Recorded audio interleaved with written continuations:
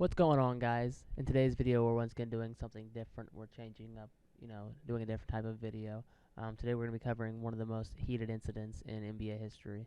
The incident that's caused the most suspensions in a single game in NBA history. We're, of course, talking about the Malice and the Palace. And, of course, we're Pacers fans, so we both see this as probably one of the darkest days in Pacers history. It's probably the one game and the one incident that cost, our team our only NBA championship, I would say. So with that being said, let's get into it, guys. Mamacita, I really wanna meet you. When I slide through you, I really wanna keep you. Join you in Chanel, think about you all the time. Louis V, Gucci on you, looking fine. Pull up in a rubber, Before we get into the events of Malice in the Palace, we need to set the stage. The Indiana Pacers were coming off a great 2003 season, finishing the season with a regular season record of 61-21, good enough for the 1 seed in the Eastern Conference. But despite their amazing regular season, they still fell short to the eventual NBA champions that year, the Detroit Pistons, in 6 games. So there was some tension going into this game. The Pacers came into this game firing on all cylinders, having a record of 6-2, while the defending NBA champions were off to a slow start at 4-3. This was going to be their first meeting since last year's conference finals. This game was all Pacers from the start, led by Ron Artest, who had 17 in the first quarter alone. They opened up to a 20-point lead with 7 minutes to go in the first half and was able to keep that lead to 16 at the half. The Pistons opened up the third quarter on a 9-2 run, but the Pacers were able to finish strong with a buzzer-beating three-pointer and layup from Jamal Tinsley heading into the fourth quarter.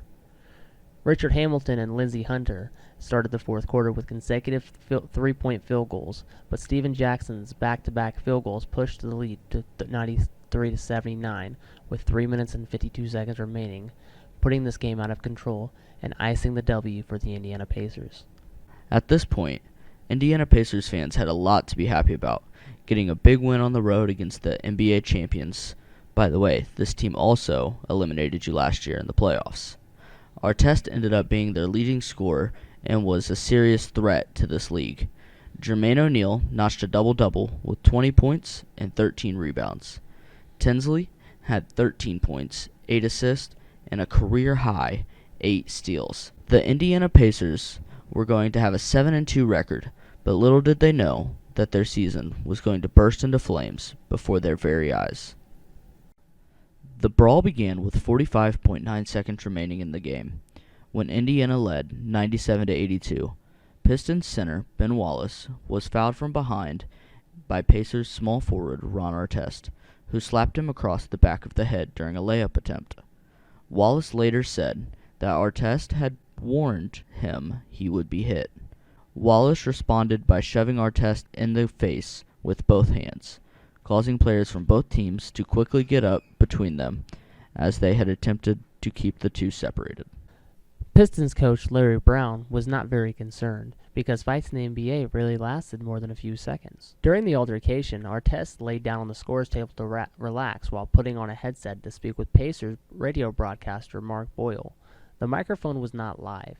Boyle recalled that the broadcasting team knew Artest's personality, and there was no way they were going to put an open mic in front of Ron Artest in that situation.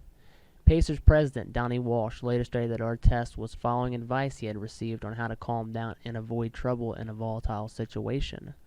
After unsuccessfully attempting to break up the confrontation, referees prepared to eject various players before the game resumed.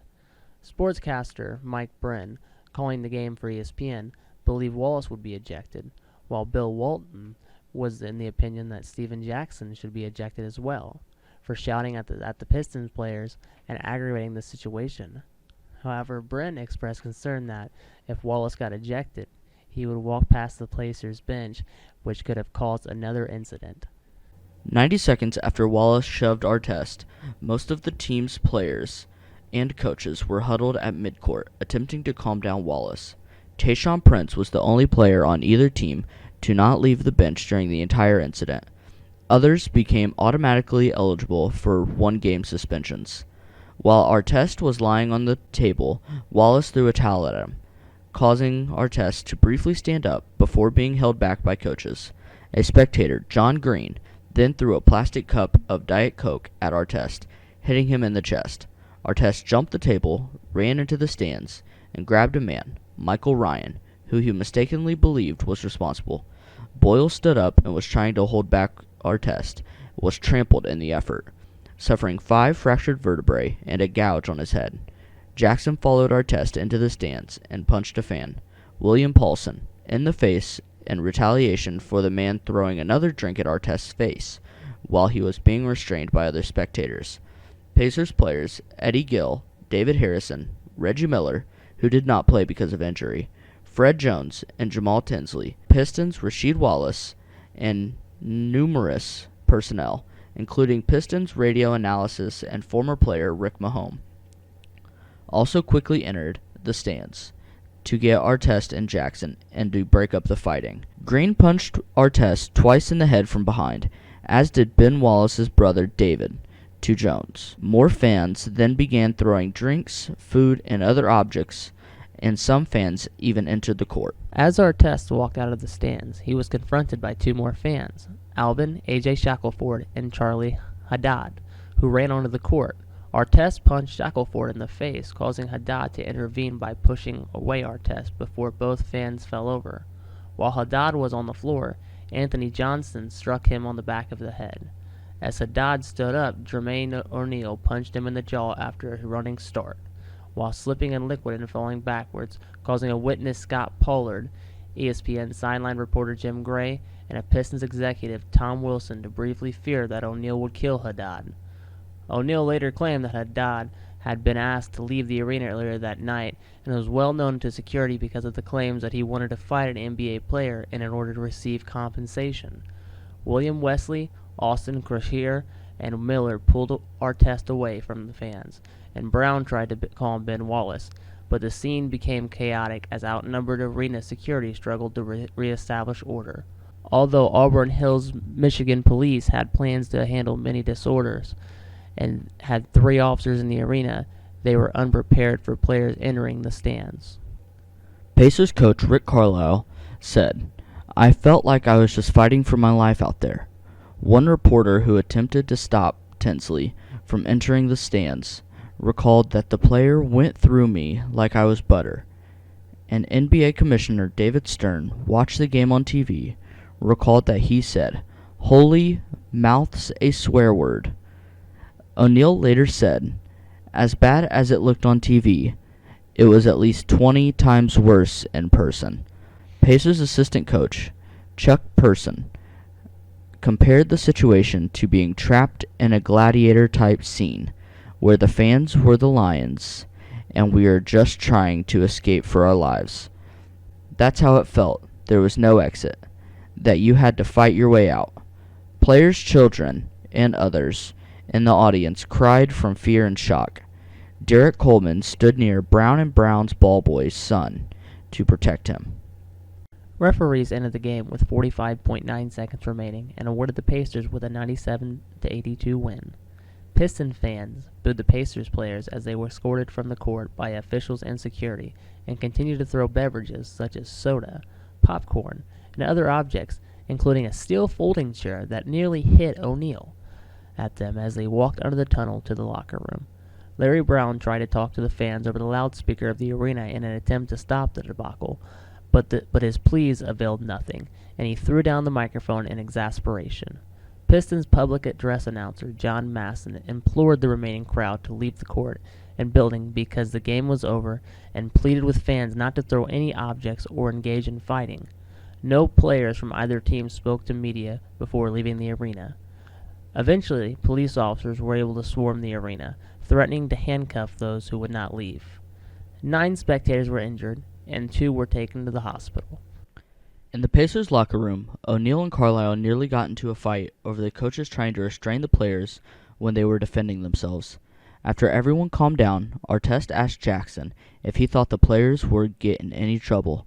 Jackson responded, "Are you serious? Trouble? Ron, we'll be lucky if we have a freaking job." The conversation convinced an amazed Jackson and Pollard that Artest wasn't in the right mind to ask that question. Auburn Hills police entered the locker room and made arrests, but the team rushed Artest onto the bus and refused to take him off. The police decided to protect the Pacers as they left the arena and to later contact the team after reviewing game film. Outside of the arena, there were dozens of police cruisers lined up on the roads outside of the parking lots. And here's how the suspensions went. On November 20th, 2004, the NBA suspended Artest, Jackson, O'Neal, and Wallace indefinitely, saying that their actions were shocking, repulsive, and inexcusable. The following day, NBA announced that 9 players would be suspended, for a total of what eventually became 146 games, 137 games for the Pacers players, and 9 games for the Pistons players. David Harrison, who was also seen fighting with fans. But the NBA stated that he would not be suspended because the incident occurred as the players were attempting to leave the floor.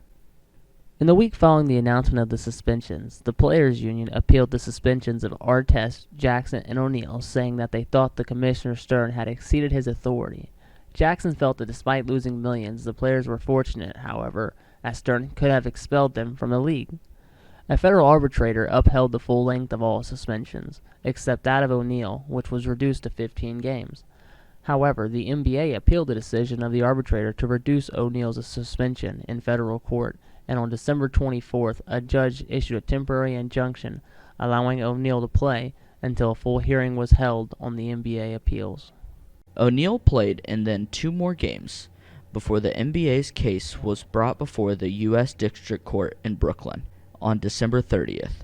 The NBA argued that under the terms of the Collective Bargaining Agreement, CBA, Stern had absolute authority to hand out suspensions and hear appeals for on-court incidents. But the judge ruled that because O'Neal's behavior was an on-court incident, arbitration was allowed under the CBA, and thus the arbitrator was within his rights to reduce the suspension. Despite O'Neal's successful appeal, no further appeals were made to reduce Artest and Jackson's suspensions. Here are the legal charges. Auburn Hills police obtained videotapes of media coverage of the fight. Green was identified by County Prosecutor David Groika, who had been his neighbor. On November 30th, Palace Sports and Entertainment, the owner of the Pistons, banned Green and Haddad from attending any events at the Palace of Auburn Hills, including Piston home games and the DTE Energy Music Theater, revoked their season tickets, and issued them refunds. Green had several previous convictions, including counterfeiting, carrying a concealed weapon, felony assault, and 3 drunken driving convictions, and he was court-ordered probation from a DUI conviction at the time of the brawl.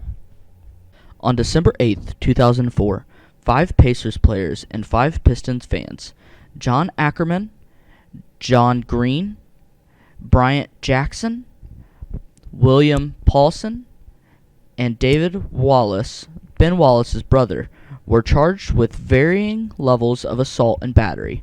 Indiana's O'Neal, who also threw Usher Melvin onto the scorer's table when attempting to enter the stands, and Pistons fans, spectator Green, who Garcia said single-handedly incited the brawl by throwing a cup of liquid at Artest, were charged with 2 counts, and Artest, Harrison, and Jackson, and Anthony Johnson were charged with 1 each. 3 of the fans, including David Wallace, received 1 count of the same charge, and Bryant Jackson, who had a prior criminal conviction, was charged with felony assault for throwing a chair, which nearly hit O'Neal during the brawl. Meanwhile, 2 additional fans, Hadid and Shackelford, who entered the court during the fight, were charged with trespassing. All of the fans involved were banned from attending Pistons home games. On March 29, 2005, Bryant Jackson pleaded no contest to a felony assault charge for throwing the chair, and on May 3, 2005, he was sentenced to 2 years probation in order to pay $6,000 in restitution. David Wallace was also convicted and sentenced to 1 year of probation and community service for punching Pacers guard Fred Jones from behind. All 5 players who were charged pleaded no contest to all charges on September 23, 2005. Artest, Jackson, and O'Neal were all sentenced to 1 year on probation, 60 hours of community service, and a $250 fine, and anger management counseling as well. A week later, Harrison received the same sentence, and on October 7, 2005, Johnson, the last player to be charged, received a similar sentence. He was ordered to serve 100 hours of community service. On March 27, 2006, a jury found Green guilty on one count of assault and battery for punching Artest in the stands, but acquitted him of an attack charge for throwing the cup. On May 1, 2006, Green was sentenced to 30 days in jail and 2 years probation. On November 7, 2006, Pistons issued a letter to Green informing him that he was banned for life from attending any Pistons games under orders from the NBA, although, in revision from his initial punishment 2 years prior, the ban no longer extended to other events at the Palace of Auburn Hills. Alright guys, we hope you enjoyed that video. Please smash that like button and comment and subscribe. This video took us an insane amount of time to do. Let us know if you enjoyed this type of video. One more thing, I need you guys to press F to pay respects for all of the Pacers fans who, lost their finals that season. In the comments below, please. Absolutely. Make sure you subscribe, like he said. Like the video, share with your friends, comment. I just want to talk to a couple of you guys, see what's going on. How are you feeling with the videos? What can we do to improve the videos? What kind of content do you want to see? Let us know. You ask, you shall receive.